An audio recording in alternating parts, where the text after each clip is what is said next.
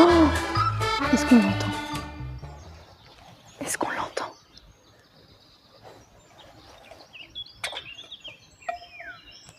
Ça, dans l'épisode précédent, je ne savais pas quel était cet oiseau et maintenant je le sais, c'est un loriot jaune. Ah, quel cri magnifique! C'est magnifique. On n'arrive jamais à les voir par contre, même s'ils sont jaunes, bah, ça doit être pour ça, ils se cachent mieux.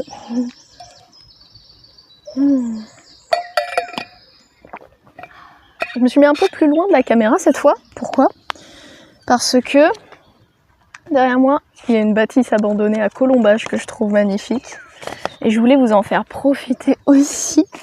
Bienvenue dans cet épisode, nouvel épisode sur les autres. Les autres, c'est quoi? Les autres, c'est les autres humains, les autres compères, les autres frères et sœurs que nous avons tout autour de la planète. Et non, juste regardez la beauté de cette maison, quoi. Avec son petit rajout, son perron. C'est génial. Et avec tous ces oiseaux matinaux, bien sûr. J'espère que vous allez bien. C'est encore un gros morceau qu'on a aujourd'hui pour cette vidéo. C'était pas du tout prévu que je fasse cet épisode là, maintenant. Mais en fait, il s'est passé quelque chose dans ma vie de tout à fait... je regarde... Oui, c'est bon. De tout à fait extraordinaire, de phénoménal, grandiose, démentiel. J'en fais pas des caisses, vous inquiétez pas. Je vais pas vous en parler tout de suite parce que cette fois j'ai un petit peu construit mon plan de vidéo, parce que je trouvais que sur ce que je racontais les fois précédentes, c'était un petit peu brouillon. Il y avait pas, voilà, ça se suivait pas autant que je le voulais. Les autres humains, les autres qui nous font chier, hein, souvent d'ailleurs, hein, parce qu'on comprend pas, on comprend pas vraiment les tenants et les aboutissants de leurs actions, de leurs pensées. Ça crée plein de conflits. Bref, c'est un sujet extrêmement passionnant. Bienvenue. Je vais scinder cette vidéo en deux parties. Bon, il y aura plus de parties cette fois dans la bio, je vais vous mettre plus de parties. Mais globalement, deux parties. Donc, dans un premier temps, mon expérience perso avec les autres humains. Et dans un second temps, les expériences, ce que m'ont appris ces expériences, ce que je crois savoir bon, en tout cas ce qu'il a été pour moi. Ah, merci Loriot d'être là. Ah, ça faisait longtemps. Demande à mes potes si je t'entends, tu vas avoir les réponses que tu vas te recevoir. Il est où? Il est juste là. Alors, mon expérience perso avec les autres humains. Bon, déjà, premier truc, les parents, bien sûr, c'est les premiers humains en général qu'on rencontre. Mes parents, ils ont plein de casseroles, comme beaucoup de parents. Je veux dire, enfin, ouais, en vrai, tous les parents, 90% des parents qui ont des enfants, faut se l'avouer, ils sont pas complètement au clair avec eux-mêmes. Et donc, ils transmettent leur tare, leur trauma à leurs enfants malgré eux. Et ça a été le cas pour moi, hein, bien sûr, comme tout le monde en vrai. Mes parents s'excusent d'exister. Alors on en reparlera dans un épisode précédent, et je suis désolée Paps, Mams, si vous passez par là. Mais il faut se l'avouer, moi aussi, souvent je m'excuse d'exister. Je n'ose pas prendre ma place, voilà, une petite place pourtant, mais je n'ose pas, j'ai peur des autres, peur de ne pas être légitime, de plein de trucs. Tout enfant a besoin de considération, d'être aimé, d'être considéré dans ce qu'il fait, dans ce qu'il est. Et pour ma part, mon père était loin, plutôt loin quand j'étais petite, et ma mère travaillait la journée, puis après elle est passée de nuit. Du coup, c'était un rythme sur lequel on n'était pas en phase toutes les deux. On passait du temps les week-ends ensemble, mais pas tant que ça finalement. Déjà, cette solitude qui revient, dont je vous ai déjà parlé, Donc un rapport aux autres tardif. Vraiment tardif. Donc pas beaucoup de champs d'expérimentation, d'expérimenter l'autre, de jouer avec l'autre. Quel jeu on fait quand on doit se partager des tâches. C'est un peu le principe de déléguer. Hein. J'ai peu délégué de jeux, en vrai. C'est peut-être pour ça, c'est peut-être pour ça qu'aujourd'hui j'ai du mal à faire des projets avec d'autres gens. Je demande rarement de l'aide. Mais je pense que c'est dû à cette période-là de ma vie où j'ai pas délégué dans le jeu, où j'ai pas dit tiens toi tu fais ça, vas-y on fait ça, que ça va être chouette. Non, je faisais tout. Je faisais tout, je faisais le scénar, je faisais la caméra, la méchante, la gentille, avec les personnages. C'est peut-être lié à ça, du coup. Ah ouais, ça reste longtemps, hein. C'est ça le truc. J'aimais beaucoup faire rire les adultes. Ça, c'était un truc qui m'a suivi longtemps. J'avais ce rôle-là, à la fois dans ma famille et chez les potes de ma mère, de faire rigoler. Et j'avais vu le film Le Petit Nicolas à l'époque. Et le petit Nicolas, à la fin, il dit « Moi, ce que j'aime, c'est faire rire les gens. » Je me suis dit « Mais attends, mais moi aussi. C'est trop mon métier. J'adore, je vais être humoriste. » Et je faisais rire, je faisais des petits sketchs. Je sais pas si vous avez fait ça quand vous étiez petit, mais vous faites des sketchs à votre famille. Quoi, vous avez préparé un truc ou non et vous commencez à dire des petites conneries, là.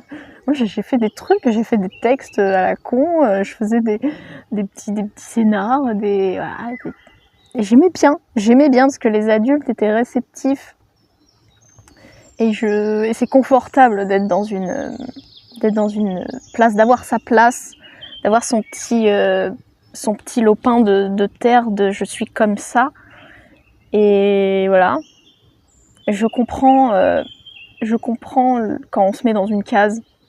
Moi-même, je me mets dans certaines cases, bon, beaucoup plus vastes aujourd'hui, j'imagine.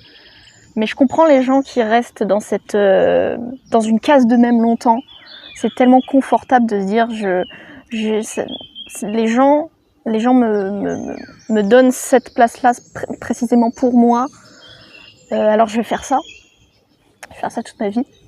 Je comprends atrocement. Moi, j'adorais cette place-là d'humoriste. Je faisais n'importe quoi. Et je pense que certains adultes considéraient ça comme le fait que je fasse mon intéressante. Oui, il y avait de ça aussi. Je faisais mon intéressante. J'avais envie d'être remarquée, puisque je devais considérer au fond que je l'étais peut-être pas assez par mes parents qui avaient des travails très prenants. Peut-être. Et donc je faisais des conneries à l'école. Je pense que c'est très important les enfants qui font des conneries à l'école. Ça parle de quelque chose. Ça parle d'un besoin insatisfait, à mon sens. Mais en vrai, tout le monde. Dès qu'on a une émotion négative, les gars, ça veut dire qu'il y a un besoin qui est insatisfait en nous. Il est 10h. Il est 10h. Besoin insatisfait, c'est très important de légitimer nos émotions négatives. Ne pas extrapoler ce qui se passe, mais se recentrer sur soi, se dire bon, qu'est-ce qui me manque à cet instant T ? J'ai besoin de quoi ? C'est pareil pour les enfants. Et moi, j'ai pas été spécialement écoutée dans ce sens-là. Je pense que j'aurais eu besoin d'être cajolée, d'être rassurée, d'avoir un environnement de sécurité. J'avais un environnement de sécurité, mais je veux dire, je crois que au fond, j'avais besoin d'un lien maternel. Vous voyez, d'être bercée, quoi, comme ça. Et pas beaucoup, en fait, j'ai eu très peu de contact physique. À partir d'un certain âge, plus du tout. Jusqu'à... la première fois que je fais une accolade à mon père, j'avais 20 ans, quoi. Il y a des gens, ça arrive jamais pour eux, hein, mais moi j'étais contente que ça arrive à ce moment-là. Donc peu d'espace pour sociabiliser. Dans la cour, je m'intéressais pas trop à ce que faisaient les autres. Des fois, oui, je sentais que j'étais pas spécialement inclus, mais ça m'allait bien en fait, d'une certaine manière. J'étais chill avec ça. Je pense que je me suis forgé une carapace de d'imagination pour pas trop souffrir du fait que je n'avais pas de place à l'école. Du harcèlement, suivi de harcèlement aussi. Alors j'en tire pas, ça n'a pas changé ma vision du monde fondamentalement, qui est que quand même j'aime le monde et les autres. Même quand je suis tombée en dep par la suite, j'ai toujours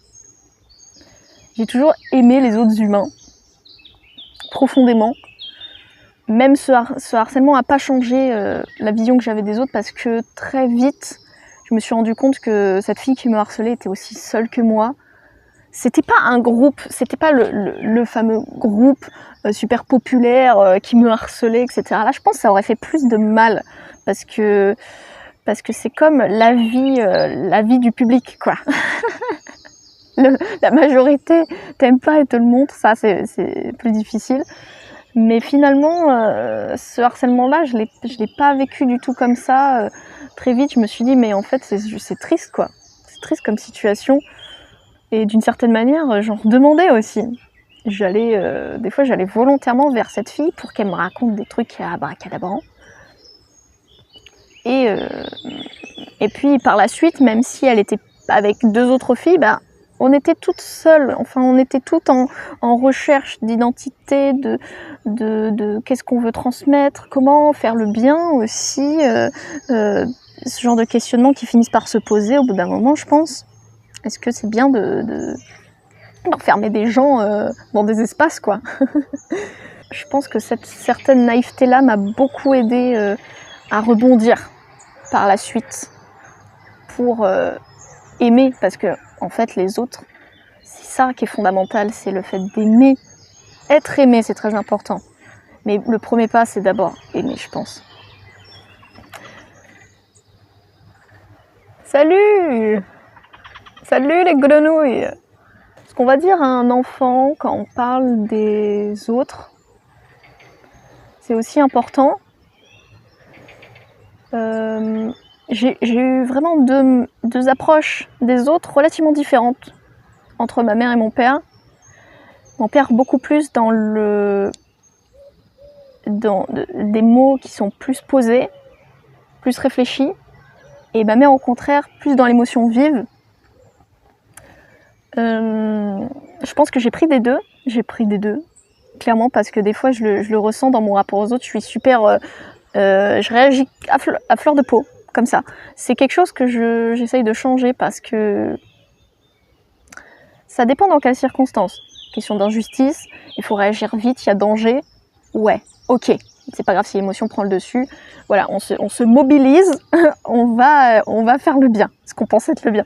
Mais souvent, dans plein de situations, en fait, ça demande de la réflexion. De mes 0 à mes 15 ans, le regard des autres, je m'en branle. Enfin, je veux dire, oui, ça arrive tard, hein, le regard des autres chez moi. Ça a commencé à arriver parce que je faisais des vidéos, et j'ai toujours fait des vidéos. Et il y a un gars à l'époque qui est devenu mon meilleur pote par la suite, qui m'a dit, mais meuf, arrête, il y a des gens qui se foutent de toi. Donc je l'ai pas pris du tout méchamment, mais je me suis dit, attends, ah ouais, il y a des gens qui se foutent de moi. Et effectivement, il y avait des gens qui se foutaient de moi depuis que j'étais rentrée au lycée, quoi. Et je m'en étais pas rendu compte, parce que cette protection que je m'étais faite inconsciemment m'avait obstrué la vue, me l'obstrue encore. J'ose pas regarder les gens dans la rue, par exemple, parce que j'ai peur de croiser leur regard. Je sais pas quoi faire après. Qu'est-ce que je fais après? Flou total. Donc je veux pas me confronter à ça. Et alors, à partir du regard des autres, à partir du moment où je me suis dit, qu'est-ce que je représente pour les autres, là sont venues les emmerdes. Et pour tout le monde, je pense, franchement, pour tout le monde, l'adolescence, c'est le moment où tu es en flou total sur qui tu es et sur comment se comporter vis-à-vis des autres. Tu penses beaucoup à ça, tu penses beaucoup à ton image, et tu commences à penser plus vaste que toi, et ça fait mal. Souvent ça fait mal, on se rend compte de tout ce qui se passe de pas bien, de pas bien dans le monde, les inégalités, le mal, hein, tout simplement, sous toutes ses formes. Et ça a été une période vraiment super chelou pour moi à partir de ce moment-là où je me suis mise à me questionner sur comment les autres me voyaient. Les deux mésanges allons que sont là et là. C'est pour ça que je vous regarde plus, les gars. Vous m'intéressez plus. Je regarde les mésanges maintenant. C'est merveilleux. Oh, il y en a 3. My God, venez sur mon bras. Et peu à peu, à cette période-là, donc j'ai toujours créé beaucoup de trucs pour contrebalancer. C'était très riche dans ma tête tout ce qui se passait. Et même, j'ai mis à plat pas mal de trucs rigolos, de petits projets. Et donc peu à peu, alors je privilégiais le fait de faire plutôt que le fait d'être. Et peu à peu, le fait d'être a pris de plus en plus de place jusqu'à annihiler complètement ma créativité. À un moment, je créais plus du tout. À un moment, j'avais peur de créer, j'avais peur de ce que pouvaient en dire les autres.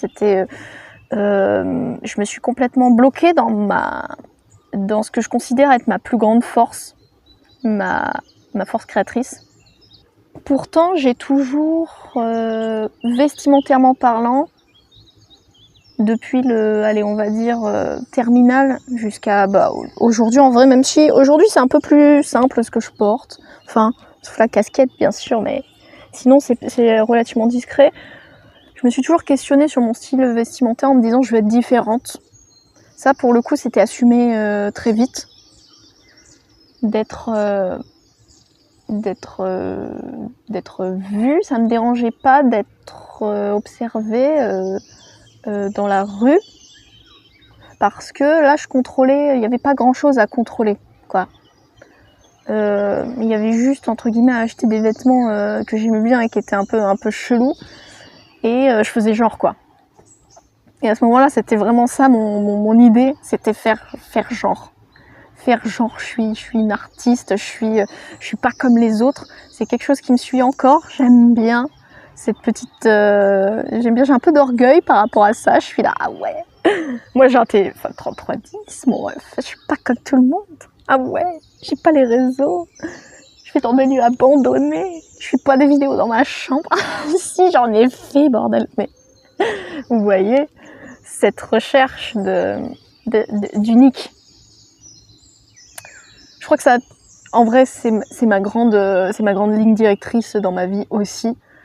Depuis que je suis petite, pourquoi je faisais mon intéressante, pourquoi je faisais des conneries, parce que je me suis dit je veux pas faire comme tout le monde. Si tout le monde faisait des conneries, peut-être que j'aurais été sage, je ne sais pas.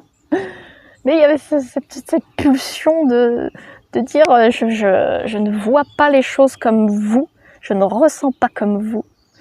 Et ça, je l'ai assumé très vite dans mon style vestimentaire. Après, j'étais dans une classe d'artistes et ça m'a forcément forgé.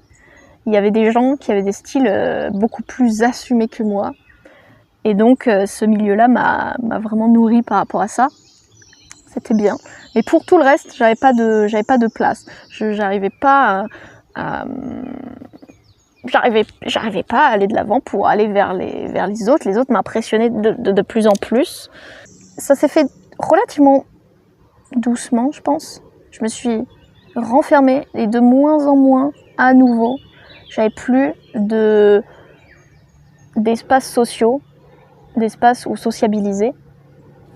Donc plus d'école, après ça plus jamais d'ailleurs. Hein, voilà, j'ai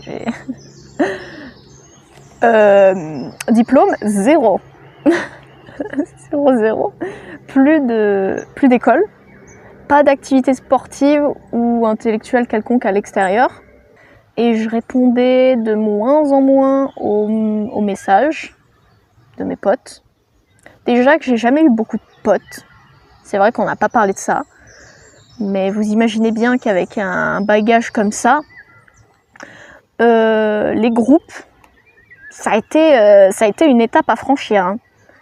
J'étais vraiment pas habituée à ça et à chaque fois que j'ai j'ai sociabilisé avec des gens, c'était en très petits groupes, voire uniquement à deux. D'ailleurs, c'est toujours mon mode de sociabilisation préféré, d'être que seul à seul avec quelqu'un. J'adore. Pour certaines personnes, c'est plus impressionnant, mais pour moi, au contraire, je fais tellement confiance à cette émotion qui va se créer entre nous deux que je privilégie cette profondeur. Et donc je me suis beaucoup éloignée de mes potes aussi à ce moment-là, des difficultés à répondre. Et déjà, j'étais aussi, je veux dire, je rentrais chez moi, j'étais toute seule aussi. Dès mes 18 ans, j'ai été dans un appartement toute seule. Et donc là, c'est le début de rien du tout. En fait, c'est pendant de longues années après, je me suis juste liquéfiée, loucoumisée. Je n'ouvrais plus les volets, je ne mangeais plus, je n'avais aucun moyen d'aller mieux. Il y a eu un gros malaise de soi. Ouais. Parce que moi, j'accorde une grosse importance au sens que j'ai et au sens que quand je fais des trucs. Et là, plus rien n'avait de sens. Pourtant, j'étais pas dans ma dep, j'étais pas en mal du monde, dans le sens où j'en voulais pas à la terre entière. Je pense que j'avais, comme je vous disais, une certaine naïveté dans la manière de percevoir le monde. Naïveté, ou alors, enfin, on fait ce qu'on veut avec cette réalité. Hein. Si on a envie de penser que la vie c'est beau, on n'est pas plus naïf on sait pas moins de trucs, on n'a pas moins d'expérience que les gens qui disent que la vie c'est dur et qu'il faut se battre. C'est une manière de voir le monde.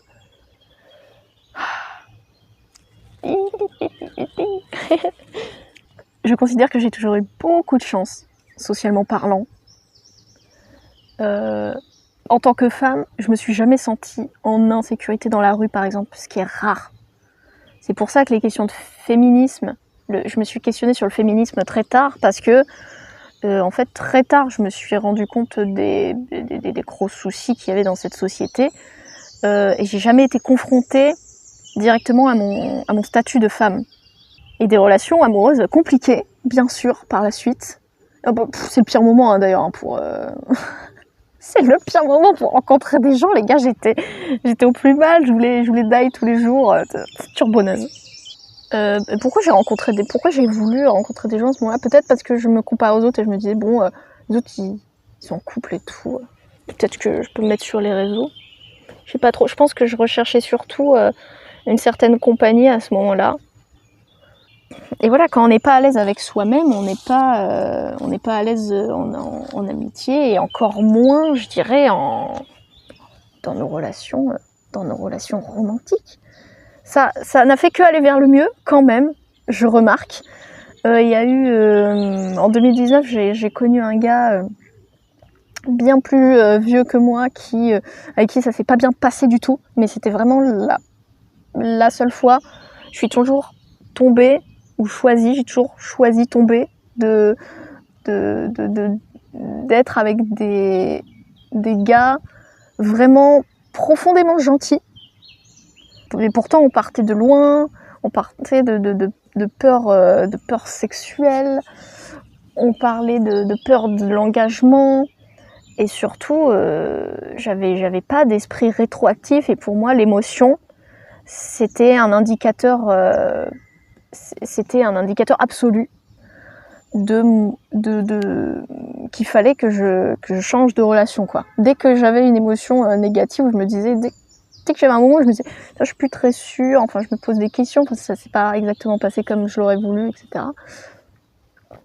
Ça voulait dire qu'il fallait que je quitte la personne. La demi-mesure, hein. La demi-mesure. Comment sortir de ces cercles vicieux? Le déclic, ça a été de lire un bouquin du Dalai Lama sur le bonheur. Et à un moment, il raconte qu'on a tous les mêmes besoins. Fondamentalement, tous les mêmes besoins. besoin de base, les fondements, c'est quand même besoin de sécurité.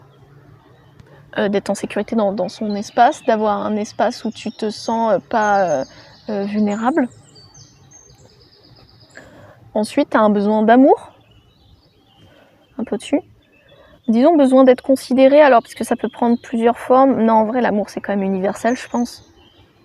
Enfin, si t'es pas aimé, tu veux peut-être être admiré. Si t'es pas admiré, tu veux être craint. Mais à la base, peut-être tu recherches de l'amour. Besoin d'amour, et puis ensuite, besoin de sens. Pour moi, ça aussi, c'est complètement universel. Même s'il y a des gens qui disent moi, mon taf, je m'en fous un peu, voilà. Je pense que sur plein d'autres points, il y a un besoin de sens. Sinon, on ne serait pas autant de mauvaise foi quand on est confronté à nos paradoxes. Hein. Ça ne prendrait pas autant pour nous. On a besoin de comprendre pourquoi on fait les choses et pourquoi les choses se passent. D'ailleurs, je pense que c'est juste inscrit en nous, biologiquement parlant, pour survivre. Tout simplement. Pour survivre, on a besoin de comprendre notre environnement. Donc de lui apporter notre vérité. Et quand j'ai compris ça m'a beaucoup rapproché des autres. Me dire, tiens, mais en fait, cette personne, elle m'a blessée, là, à ce moment-là, elle a dit quelque chose de pas cool. Mais son besoin, peut-être que c'était ça. Et dans ce même bouquin, le Dalai Lama, il dit, plus on connaît quelqu'un, plus on l'aime. Et cette phrase-là aussi, je l'adore. C'est super vrai, je trouve. On va pardonner plus facilement à des gens dont on connaît l'histoire qu'un Mickey dans la rue, pourtant qui réagit pareil, quoi. J'ai toujours écouté. Alors les gens, ils se sentaient, ils se permettaient d'être vulnérables avec moi. Et à un certain moment de ma vie, ils se sont mis à me le dire. Je me suis mis à le voir. Et ça aussi, ça a été un gros déclic. Je me suis dit, attends, je sais que les gens n'en parlent pas à tout le monde. Je suis un peu une privilégiée parce que je sais certains trucs sur cette personne. Finalement, aurais-je une valeur? Aurais-je une valeur? Maïs aurait-elle une valeur finalement, puisqu'elle est la psy de ses potes et de sa famille? Eh oui, je pense que c'est passé par là à la base. Et c'est encore des trucs qui me suivent aujourd'hui, j'en suis ravie d'ailleurs. Relativement fréquemment quand je me mets à parler avec les gens de leurs trucs. Parfois de mes trucs, souvent de leurs trucs. Les gens me disent putain, je me sens bien avec toi à parler de tout ça, ça me fait du bien. Et c'est quelque chose que je veux pour rien au monde changer. C'est une technique d'écoute que j'ai appris à affiner avec le temps. Ça, c'est pas facile quand il y a des gens qui disent des trucs difficiles de savoir comment réagir. Ouais. Moi, c'était quoi? Il y avait une meuf au lycée qui avait perdu quelqu'un de sa famille. J'ai fait ça. J'ai tapé dans le dos. Je savais pas quoi faire. C'est dur, mais avec le temps, on apprend les langages. On commence à percevoir ce dont les gens ont besoin à certains moments. Et de plus en plus, on se focalise moins sur ce qu'on doit faire plutôt que sur la personne, ce dont elle a besoin et ce qui fait du bien.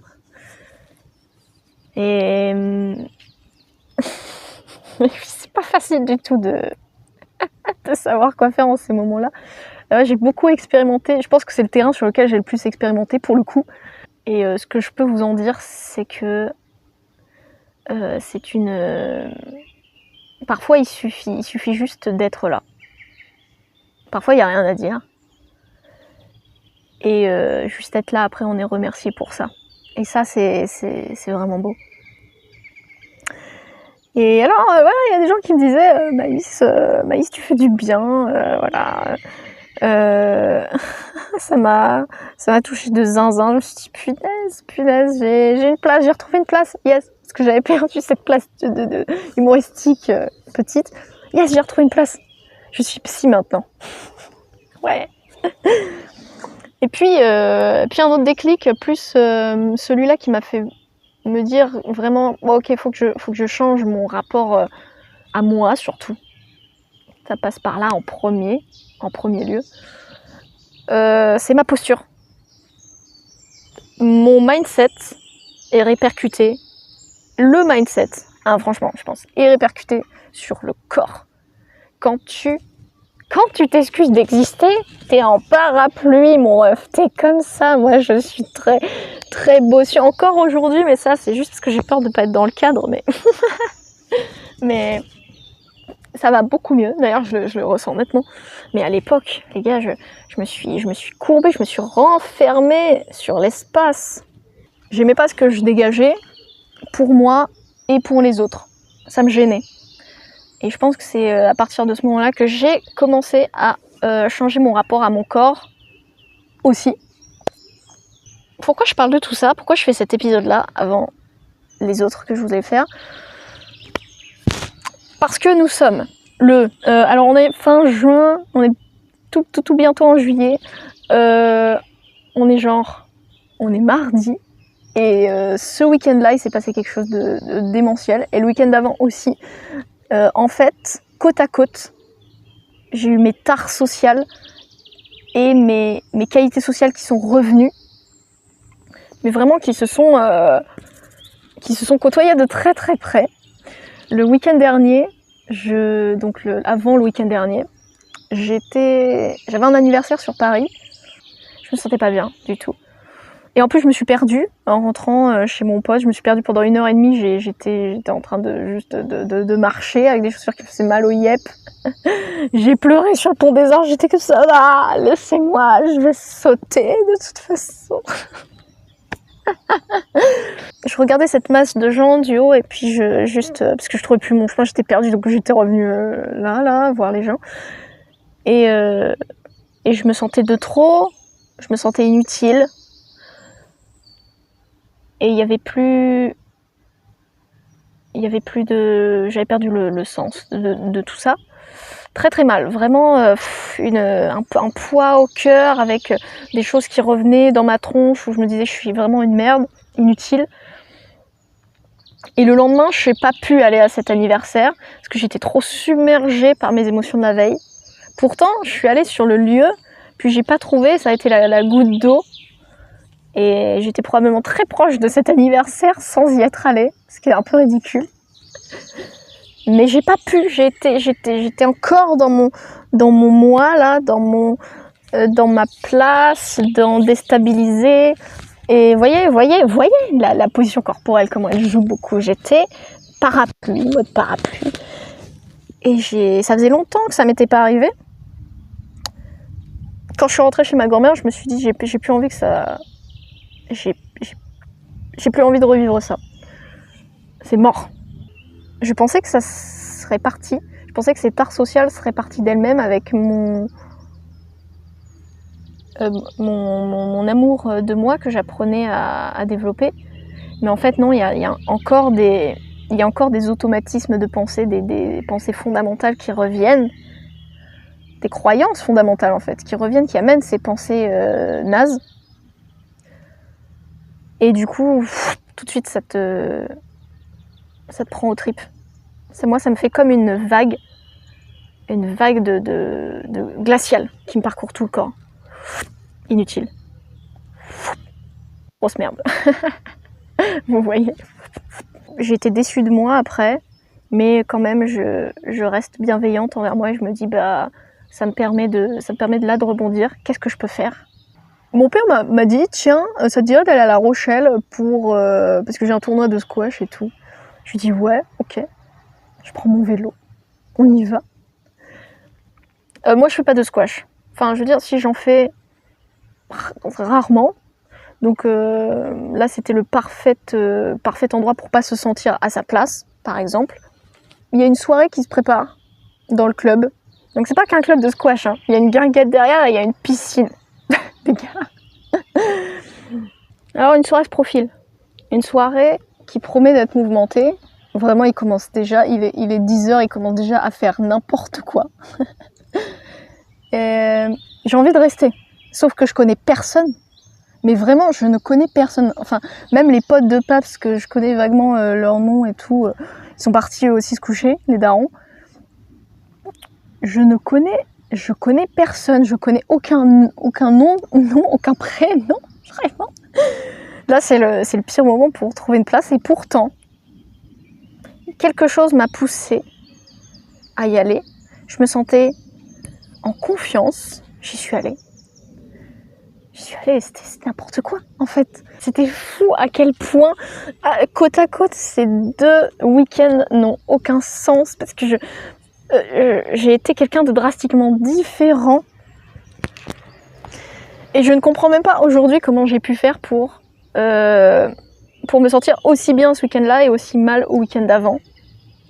Je sais pas, peut-être c'est encore mes règles, enfin je sais pas, je devrais au contraire être en période lutéale et donc juste prendre soin de moi, tranquille et tout. Ouais, en fait, jusqu'à 7h du mat en fait. Je ne comprends pas, je ne sais pas encore si c'est un point noir, que faire, où suis-je, que font-je, je ne sais pas, encore trop de questions. Mais je tenais à vous raconter cette anecdote parce que j'en garde un souvenir extrêmement fort d'inclusion. C'est-à-dire qu'il y a des gens qui sont venus me parler naturellement, avec qui j'ai continué, etc. C'est tout à fait incroyable. Des gens qui sont venus, qui m'ont dit ça me fait du bien de parler avec toi, je me sens bien, voilà, la psy Maïs, la psy le retour. Et des inclusions physiques aussi, tout simplement, ça passe par on m'inclut avec le dos, on vient me chercher pour faire une connerie, on me considère, on me regarde, on m'inclut dans le groupe alors que ces gens ne me connaissaient ni d'Ève ni d'Adam. Et il y a eu une émulsion, il y a eu une connexion, une telle connexion ce soir-là. Je me suis sentie tellement bien, j'étais ouverte à tout. Je faisais rire des gens, les gens me faisaient rire, j'étais dans le moment. J'étais ouverte à faire plein d'activités aussi connes les unes que les autres. Et punaise, tout ça pour vous en parler, parce que l'émotion est encore vive. Je ressens encore ces accolades dans le dos, ces sourires.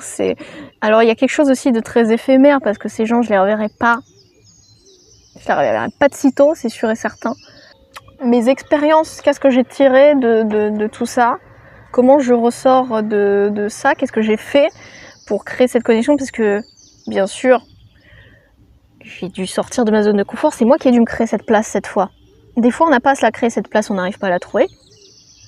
Là, j'ai vraiment dû faire un pas en avant, parce que les gens me connaissaient. J'étais vraiment la grosse incruste. La meuf, elle fait pas de squash, elle est là. Donc qu'est-ce qui a changé pour moi ces dernières années? Comment j'ai fait pour remonter la pente socialement? Et voilà, je vous donne du coup des petites pistes de réflexion pour vous, qui je pense à mon sens sont des pistes intéressantes.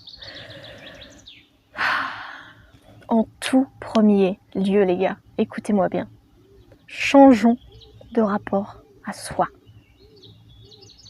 On ne peut pas penser notre rapport aux autres sans avant tout penser notre rapport à nous-mêmes. C'est extrêmement important.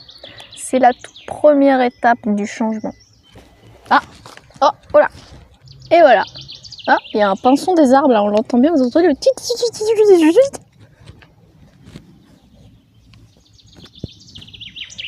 Pinson des arbres. Toute première étape, revoir son état d'esprit sur les choses. Avant tout. Reconsidérer des choses qui nous ont fait souffrir. Tiens, est-ce que moi j'aurais pu agir autrement? Oui, l'autre aurait pu faire autrement, peut-être. Mais est-ce que moi je peux penser la chose autrement? Est-ce que je peux m'emparer de cette expérience négative différemment? Est-ce que je peux m'emparer du monde différemment? Dès qu'on commence à plus s'aimer, à être plus en phase avec ses valeurs, et qu'on commence à voir qu'on fait le bien, parce que c'est ça aussi, la vie c'est faire le bien, bien sûr, et on se dit, tiens, mais si moi je suis capable de faire le bien, il y a d'autres gens qui sont capables de faire le bien. Ça fait son petit bout de chemin. La posture, ouverture face au monde, à assumer notre taille, assumer nos épaules, assumer notre corps. Je vous jure, je me sens beaucoup plus. Mais c'est fou que ce mouvement soit aussi révélateur et aussi puissant dans l'état d'esprit, quoi. Savoir fixer ses limites, perso aussi. Très très très important. Apprendre à dire non. Bon, moi, j'ai pas encore travaillé beaucoup cet aspect-là, parce qu'il y a peu de gens qui me demandent peu de trucs, et en général, quand ils me demandent, c'est des gens très proches où je me dis j'ai envie de les aider, donc je le fais. Mais je me suis jamais sentie en dilemme par rapport à ça. Mais je sens qu'un jour, ça va devoir être un travail. Mais apprendre à dire non, très important pour se respecter. Donc connaître ses valeurs fondamentales et ses besoins fondamentaux. Pour fixer ses limites sociales. Tiens, cette personne, elle est raciste. Mais elle me fait rire. Est-ce que je continue de la côtoyer? Il y a du pour et du contre. Connaître ses valeurs pour mieux choisir les gens avec qui on veut passer du temps. Notre temps est précieux. Consacrons-le à des gens qu'on aime. Alors c'est difficile pour la famille parce qu'il y a des obligations familiales, entre guillemets. Tu vas... si ton arrière-arrière-grand-mère, on se retrouve tous, et puis tout le monde bouffe de la viande, et puis parle politique, et ça c'est la merde. Des fois on a l'énergie sociale ou pas. D'ailleurs ça aussi, une limite. L'énergie sociale n'est pas la même. Notre énergie sociale n'est pas la même tous les jours, que ce soit pour les hommes ou pour les femmes. Et communication. La communication qui va avec nos limites. Des fois on pense que certaines choses on peut pas passer outre, et puis finalement on arrive à trouver un compromis avec quelqu'un. On se dit bon, vas-y, je vais être un peu flexible sur ce coup-là. La personne l'est aussi. Trouve un point de raccrochement, et c'est marre. Ensuite, qu'est-ce qui a changé pour moi? Et ben voilà, j'ai enfin réussi à créer ma place. J'ai enfin créé ma place dans la vie. Des fois mise à mal, enfin ce que je pense être mise à mal, mais tout se passe dans ma tête en fait. Vous voyez, je me déprojecte de moi et je vois l'ensemble comme une espèce de fourmilière. Mais de manière générale, quand je me concentre sur qu'est-ce qui se passe là, qu'est-ce qui se passe là, je suis bien, créer sa place. Créer sa place, ça passe par quoi? Ah oui, balance entre écouter et parler. Pas facile de trouver cette balance-là. Chacun la sienne. D'ailleurs, il y a des gens qui ont plus besoin de parler que d'autres pour décharger.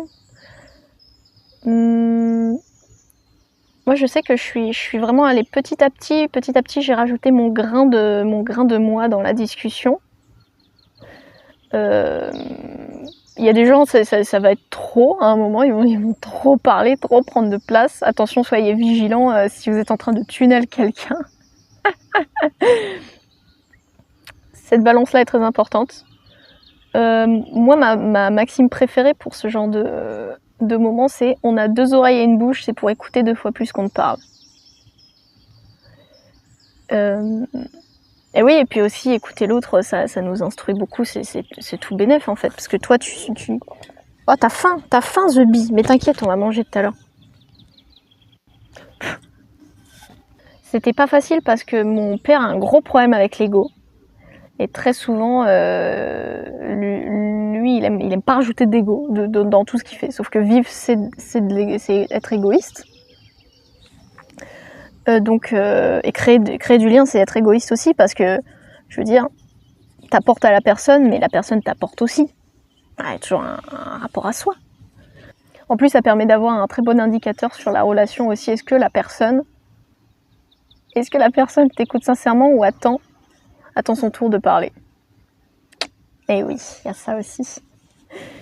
Créer sa place de cette manière-là, donc ça c'est vraiment la grosse base bien solide, quoi. Balance, écoute et parler. Ensuite, des choses plus subtiles. dont je me suis rendu compte qui sont très importantes aussi. Regardez dans les yeux. Vous voyez là, je fais que ça. Alors sauf quand je regarde, je vois les mésanges, c'est elles que je n'ai des yeux que pour elles. Des yeux. Mais sinon, regardez dans les yeux. Tellement important. Tellement important, les gars, pour catcher l'attention. Rien que ça, quand on parle, on est des orateurs. On parle, alors c'est quand t'es seul à seul avec quelqu'un, c'est plus facile parce qu'il a que ça à faire de t'écouter, entre guillemets.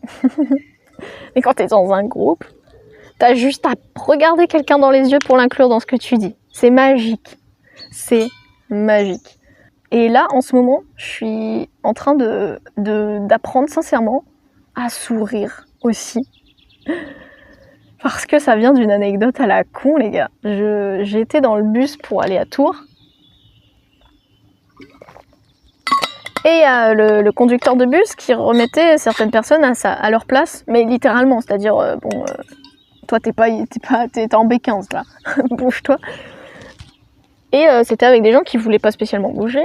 Et le gars, il l'a fait avec beaucoup de douceur, certes, mais aussi avec le smile. Et les gens, ils ont écouté. Et c'était d'un coup beaucoup plus facile de suivre ses ordres. Parce qu'il souriait. Je me suis dit, attends, le pouvoir du sourire quand même. C'est fou. Et après, j'ai croisé d'autres gens qui souriaient aussi beaucoup. Et je trouvais que ça faisait toute la différence. Il n'y avait pas besoin de gérer l'intonation de ce qu'on dit à l'autre. Hein. Juste, tu souris. Tu regardes dans les yeux et tu souris. Tu souris tout le temps. Moi, je souris tout le temps. J'ai fait que ça pendant cette soirée. J'ai souri. C'est d'ailleurs ce qu'on m'a dit. Meuf, tu souris tout le temps, c'est génial. Oh, merci. Ça me touche. Souriez, ça coûte rien. Et on est solaire, on est rayonnant, comme ça. Les gens ont plus envie de nous aborder. Des gens bien. ont plus envie de nous aborder. On est plus remarquable quand on sourit, bien sûr. Si tu veux être discret, tu fais la gueule. Moi, j'ai beaucoup appris ça à travers la vidéo. On remarquera d'ailleurs que je suis beaucoup plus à l'aise que le tout premier podcast que j'avais fait sur la lenteur, il me semble. Parce que je sais où placer mon regard, je sais où placer ma voix. Très important aussi. Alors ouais, on dirait qu'on part dans un trip un peu politique. Un peu, tu dois faire une espèce de mise en scène quand tu parles. Mais en vrai, c'est un peu ça. C'est un peu ça. Encore pour tous ceux qui ont peur que les gens ne vous écoutent pas jusqu'au bout, mettez de l'intention dans vos mots. C'est vrai que si vous faites des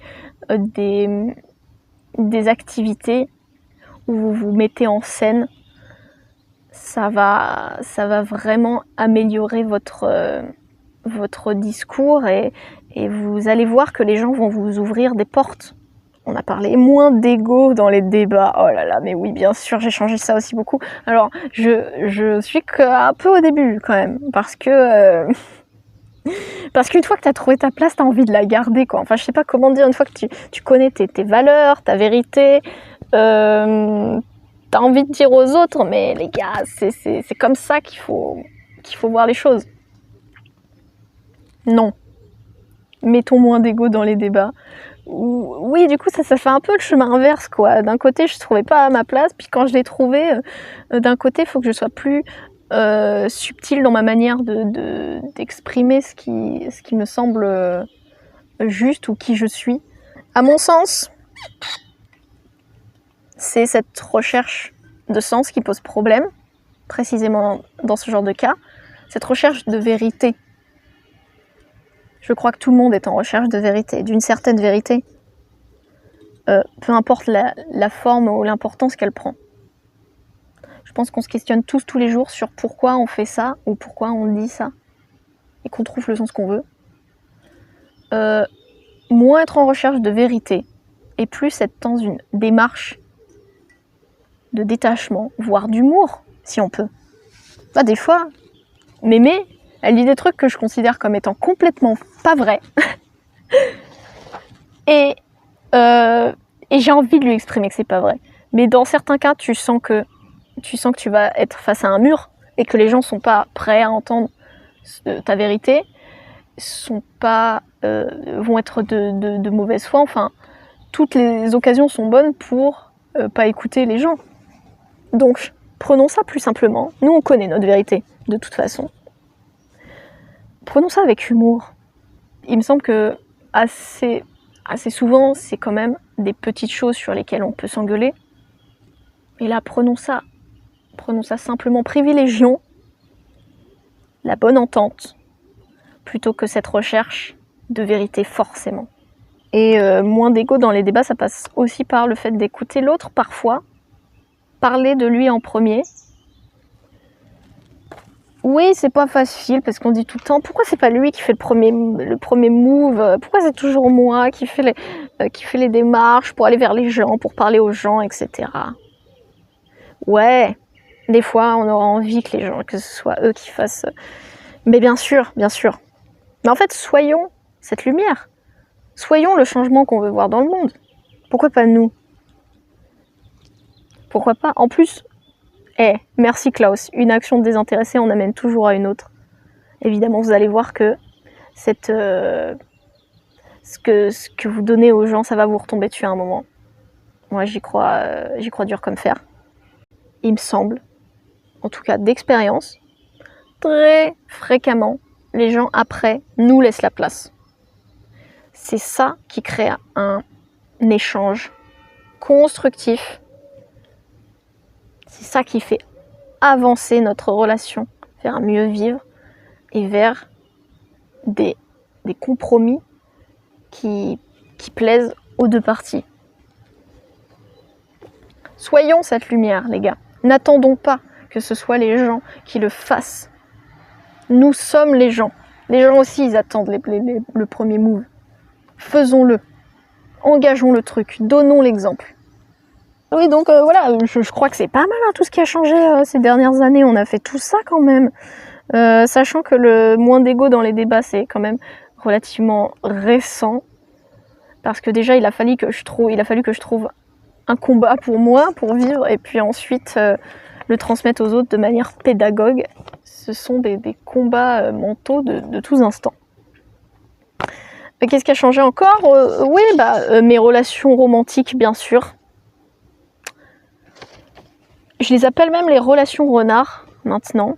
Ça vient d'un extrait du Petit Prince. Le renard dit « Pour moi, là, t'es semblable à 1000 autres petits enfants. Pour moi, là, et pour toi, je ne suis qu'un renard semblable à 1000 autres renards. Mais on va apprendre à se connaître. Et tu seras pour moi unique au monde, je serai pour toi unique au monde. » Et je ne saurais pas exactement expliquer pourquoi c'est cette notion d'unique dans la relation qui m'a débloquée, mais